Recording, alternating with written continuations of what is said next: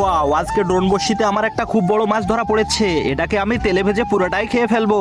আরে এটা আবার কি জিনিস? এটাতে আবার বড় মাছ ঝুলে আছে। আশেপাশে তো কেউ নাই, আমি এখনই মাছটা নিয়ে পালিয়ে যাই। আরে এটা কোন চোর রে, আমার মাছটা নিয়ে পালিয়ে যাচ্ছে? আরে ভাই দাঁড়ান দাঁড়ান দাঁড়ান, এটা তো আমার মাছ। আরে কি বলো তুমি? এটা তো আমি নদী থেকে ধরে নিয়ে আসলাম। আরে মশাই, আপনি এটা কি বলতেছেন? আপনি তো সাক্ষাৎ মিথ্যা কথা বলতেছেন। এটাতে হুল ফোটানো আছে, দেখেন।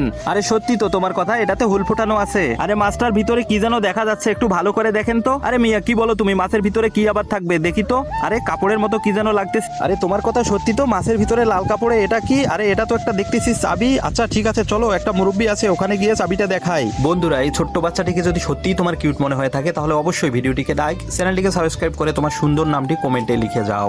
ও চাচা চাচা চাচা, শুনছেন? দেখেন তো মাছের ভিতরে এটা লাল কাপড়ে বাঁধা কিসের চাবি?